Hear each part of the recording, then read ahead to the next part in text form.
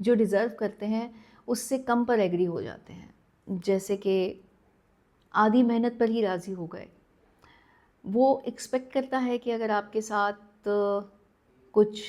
बहुत ज़्यादा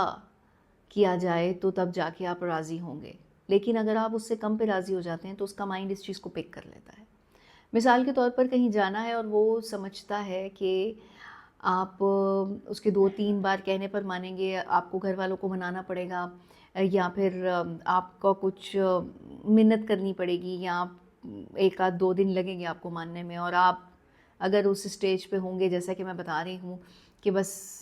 आपको वो इंसान चाहिए और इमोशंस आपके बहुत ज़्यादा बहते-बहते उस तक पहुँच गए हैं,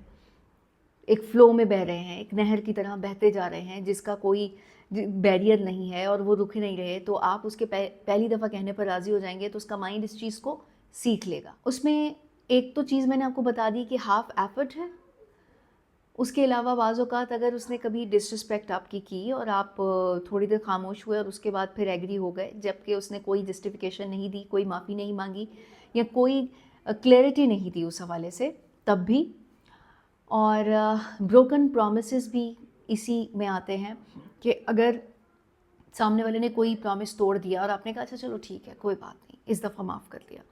तो उसका माइंड इस चीज़ को लर्न कर लेगा और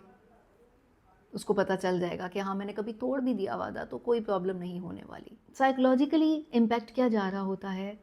सामने वाले के माइंड पे कि आपकी जो बाउंड्रीज़ हैं वो नेगोशिएबल हैं। आपने जो भी उसको सिखाया कि भई मैं कभी प्रॉमिस तुमने तोड़ा तो मैं बिल्कुल एक्सेप्ट नहीं करूँगी। उसके बाद जब मौका आया और आपने ऐसा ही किया, तो उसको आपके अल्फाज़ों में और आपके एक्ट में डिफ़रेंस नज़र आएगा, और वो जो बीच में गैप आता है उसमें वो खुद को फिट कर जाएगा और आपकी वैल्यू डाउन हो जाएगी।